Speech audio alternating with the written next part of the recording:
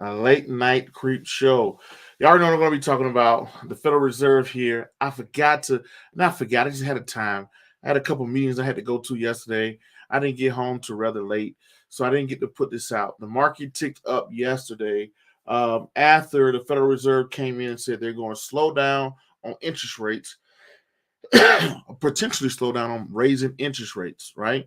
So I'm going to play his speech here and then talk about it. He spoke at the Brookings Institute, and every time the Federal Reserve speak, you got to listen because he controls the interest rates. Interest rates go up, asset prices go down, interest rates go down, asset prices go up. That's not cut and dry elementary there, but that's the first level of thinking of it, simple way of looking at it. That's why he's important. That's why I play his videos when he talk and speak and give commentary. But anyway, ladies and gentlemen, if y'all haven't done so already, I know if you in here late tonight, need to stop by and say hello. But if you are in here live or catch the playback, don't forget to hit the subscribe button, hit the bell icon, hit that like, comment, and share button. Once again, ladies and gentlemen, boys and girls, the children of my ladies, you're now tuned into the Investor Show. As always, this is your greatest host, the Prince of Investing, Prince Dykes, coming to you guys and girls live from the beautiful city and state of Denver, Colorado. Don't forget to hit that like, subscribe, comment, and share button. And as always, I don't have a lot of time, and I definitely know you guys and girls don't have a lot of time. So let's jump straight into it. Let's roll this beautiful, beautiful bean footage. This is Federal Reserve Jerome Powell being introduced. Monetary Policy, Jay Powell. Following his remarks, Mr. Powell will field questions from David Wessel, the director of Hutchins Center, and from the audience. Jay, thank you for joining us.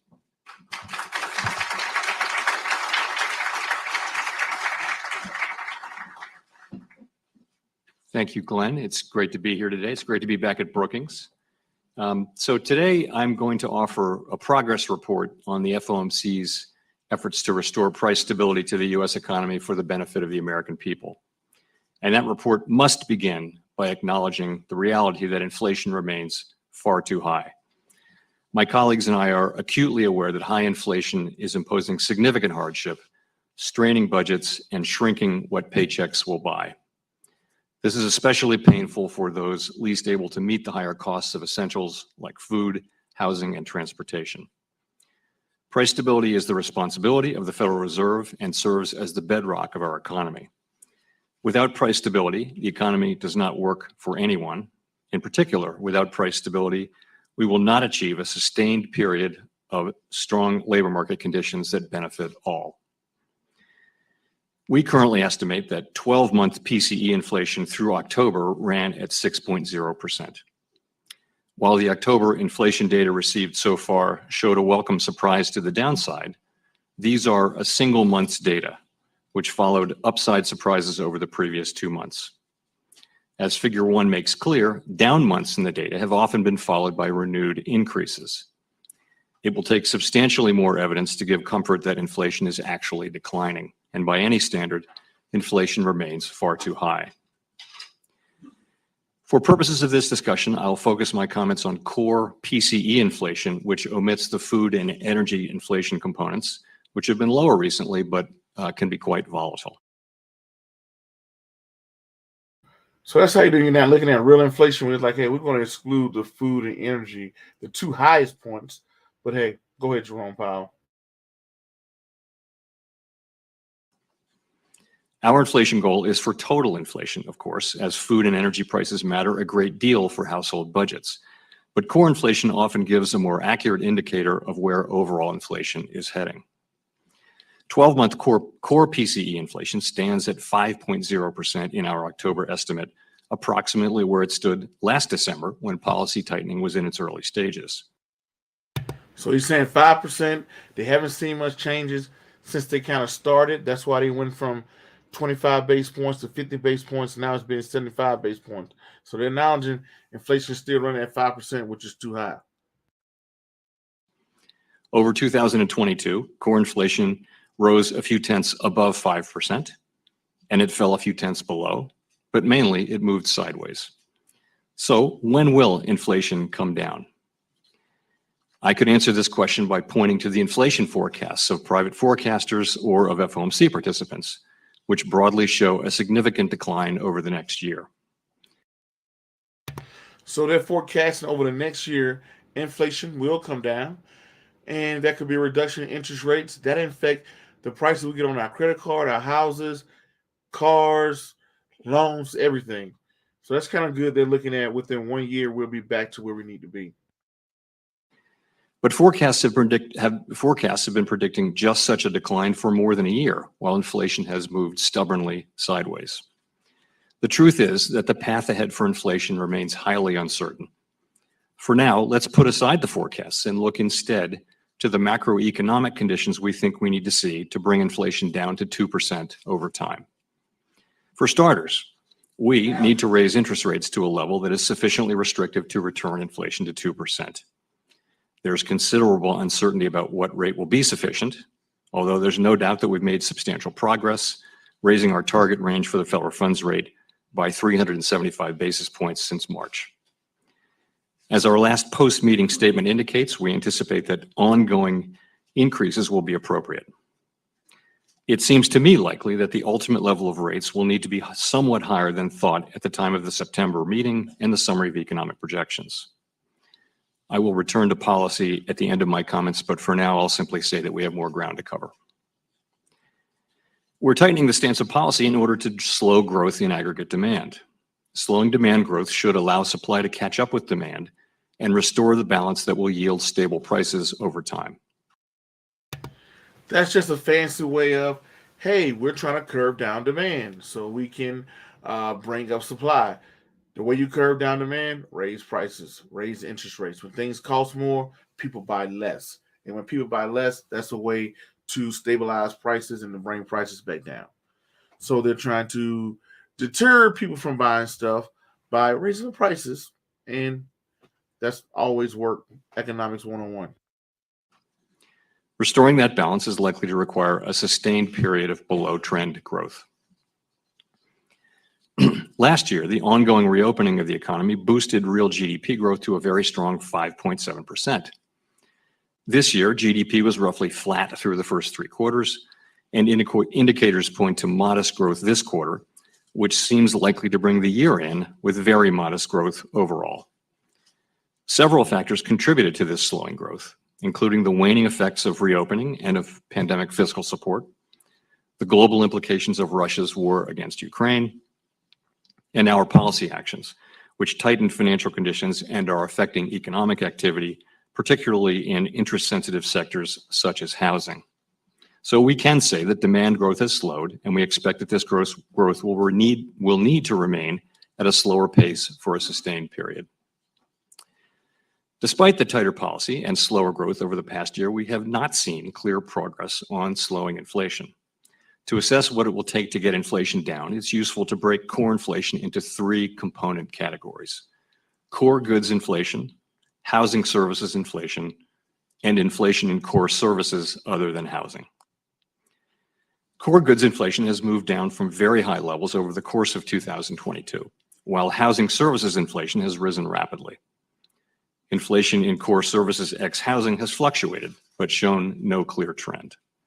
And I'll discuss each of these items in turn. Early in the pandemic, goods prices began rising rapidly as abnormally strong demand was met by pandemic-hampered supply. Reports from businesses and many indicators suggest that supply chain issues are now easing. Both fuel and non-fuel import prices have fallen in recent months, and indicators of prices paid by manufacturers. Ask yourself this funny question. Why did the demand for goods and services just spike during the pandemic? Even though we had supply issues because people was locked away and things like that, why do you think why do you think demand for goods and services just skyrocketed during the pandemic? You would think that people would be poor and broke and preparing for the next phase. What caused that? Y'all drop that in the comments. Let's keep rolling that beautiful bean footage. Have moved down. While 12-month core goods inflation remains elevated at 4.6%, it has fallen nearly 3 percentage points from earlier this year. It is far too early to declare goods inflation vanquished, but if current trends continue, goods prices should begin to exert downward pressure on overall inflation in coming months. Housing services inflation measures the rise in the price of all rents and the rise in the rental equivalent cost of owner-occupied housing. Unlike goods inflation, housing services inflation has continued to rise and now stands at 7.1% over the past 12 months. Housing inflation tends to lag other prices around inflation turning points, however, because of the slow rate at which the stock of rental leases turns over. The market rate on new leases is a timelier indicator of where overall housing will go over the next year or so. Measures of 12-month inflation in new leases rose to nearly 20% during the pandemic, but have been falling sharply since about mid-year. As Figure 3 shows, however, overall housing services inflation has continued to rise as existing leases turn over and jump in price to catch up with the higher level of rents for new leases. And this is likely to continue well into next year. But as long as new lease inflation keeps falling, So he just spoke about the rent prices. Keep looking at those rental prices, keep going up. we would expect housing services inflation to begin falling sometime next year. Indeed, a decline in this kind of inflation underlies most forecasts of declining inflation. Finally, we come to core services other than housing, and this spending category covers a wide range of services, from healthcare and education to haircuts and hospitality. This is the largest of our three categories, constituting more than half the core PCE index. Thus, this may be the most important category for understanding the future evolution of core inflation.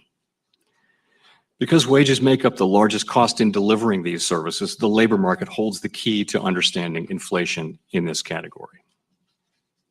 In the labor market, demand for workers far exceeds the supply of available workers, and nominal wages have been growing at a pace well above what would be consistent with 2% inflation over time. Thus, another condition we're looking for is the restoration of balance between supply and demand in the labor market. Signs of elevated labor market tightness emerged suddenly in mid-2021. The unemployment rate at the time was much higher than the 3.5% that had prevailed without major signs of tightness before the pandemic. Employment was still millions below its level on the eve of the pandemic. Looking back, we can see that a significant and persistent labor supply shortfall opened up during the pandemic, a shortfall that appears unlikely to fully close anytime soon. Comparing the current labor force with the Congressional Budget Office's pre-pandemic forecast of labor force growth reveals a current labor force shortfall of roughly 3.5 million people. This shortfall reflects both lower than expected population growth and a lower labor force participation rate. Participation dropped sharply at the onset of the pandemic because of many factors, including sickness, caregiving, and fear of infection. Many forecasters expected that participation would move back up fairly quickly as the pandemic faded. And for workers in their prime working years, it mostly has. Overall participation, however, remains well below pre-pandemic trends. Some of the Look what he's talking about, the participation rate. People quit their jobs in the pandemic and they didn't come back. What are these people doing now? Participation gap reflects workers who are still out of the labor force because they're sick with COVID-19 or continue to suffer lingering symptoms from previous COVID infections or long COVID. But recent research by Fed economists finds that the participation gap is now mostly due to excess retirements, that is, retirements in excess of what would have been expected from population aging alone. These excess retirements might now account for more than 2 million of the 3.5 million person shortfall in the labor force. What explains these excess retirements? So health issues have surely played a role, as COVID has posed a particularly large threat to the lives and health of the elderly. In addition, many older workers lost their jobs in the early stages of the pandemic when layoffs were historically high. The cost of finding new employment may have appeared particularly large for these workers, given pandemic-related disruptions to the work environment and health concerns. Also, gains in the stock market and rising house prices in the first 2 years of the pandemic contributed to an increase in wealth that likely facilitated early retirement for some people. The data so far do not suggest that excess retirements are likely to unwind because of retirement. I thought that was funny. You heard them say because of people, the stock rise in the stock market require people to gain wealth that they went off into retirement. That's kind of funny, but I'm pretty sure some level of truth to it. retirees returning to the labor force. Older workers are still retiring at higher rates, and retirees do not appear to be returning to the labor force in sufficient numbers to meaningfully reduce the total number of excess retirees. So, the second factor contributing to the labor supply shortfall is slower growth in the working age population. The combination of a plunge in net immigration and a surge in deaths during the pandemic probably accounts for about 1.5 million missing workers. Policies to support labor supply are not the domain of the Fed. Our tools work principally on demand. And without advocating any particular policy, however, I will say that policy to support labor force participation could, over time, bring benefits to the workers who join the labor force and support overall economic growth. Such policies would take time to implement and have their effects. For the near term, a moderation of labor demand growth will be required to restore balance to the labor market. Currently, the unemployment rate is at 3.7%, near 50-year lows, and job openings exceed available workers by about 4 million. That is about 1.7 job openings for every person looking for work. So far, we've seen only tentative signs of a moderation in labor demand. With slower GDP growth this year, job gains have stepped down from more than 450,000 per month over the first 7 months of the year to about 290,000 per month over the past 3 months. But this job growth remains far in excess of the pace needed to accommodate population growth over time, about 100,000 per month by many estimates. Job openings have now fallen by about 1.5 million this year, but remain higher than at any time before the pandemic. Wage growth, too, shows only tentative signs of returning to balance. Some measures of wage growth have ticked down recently, but the declines are very modest so far relative to earlier increases and still leave wage growth well above levels consistent with 2% inflation over time. To be clear, strong wage growth is a good thing, but for wage growth to be sustainable, it needs to be consistent with 2% inflation. So let's then sum up this review of economic conditions that we think we need to see to bring inflation down to 2%. Growth in economic activity has slowed to well below its longer Now, this is where it gets good. Pay attention. run trend, and this needs to be sustained. Bottlenecks in goods production are easing, and goods price inflation appears to be easing as well, and this too must continue.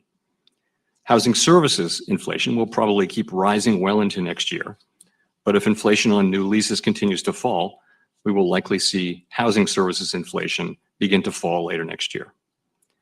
Finally, the labor market, which is especially important for inflation in core services ex housing, again accounting for more than half of the category, shows only tentative signs of rebalancing, and wage growth remains well above levels that would be consistent with 2% inflation over time.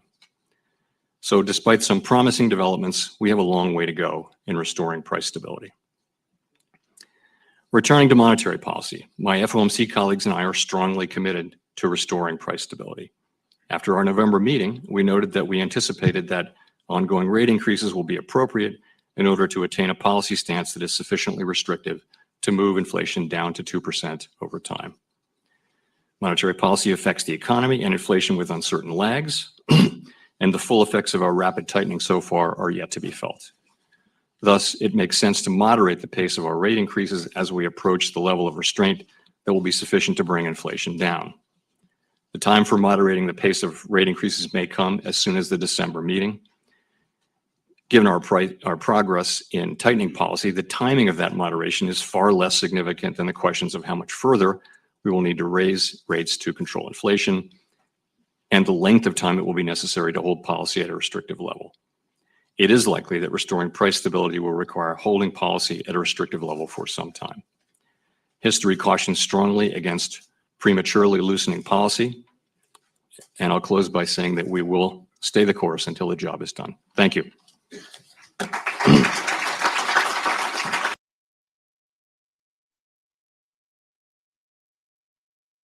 All right, there you have it, right? The Federal Reserve got up there, did a 20-minute speech, nothing too fancy.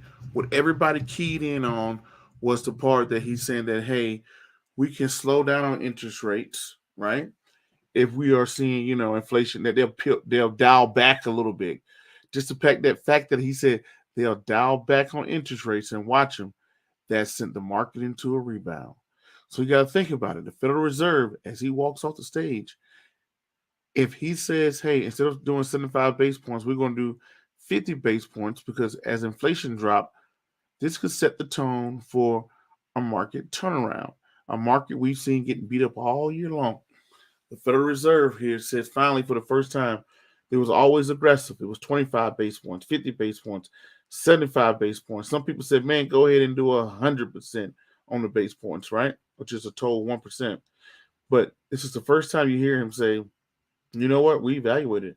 There's no need to be aggressive with interest rates. We can dial back. You saw the market respond with a 500 jump in the Dow Jones, 500-point jump in the Dow Jones. Could this be a signal of a rebound and a turning course of the market? We'll pay attention. We'll keep tuned. We'll see how this whole inflation and interest rates thing kind of play out into next year. But hey, the Federal Reserve already told you we're planning on being in the spot until at least a year. So we will see. You already know, it's the next video podcast, cartoon, or whatever's crazy y'all see me do around the globe. Y'all already know my name is Prince Dykes. I'm the Prince of Investing. Don't forget to hit that like, subscribe, comment, share button, and make a contribution and support the books Wesley Learns. Peace. Be safe, y'all. I'm out.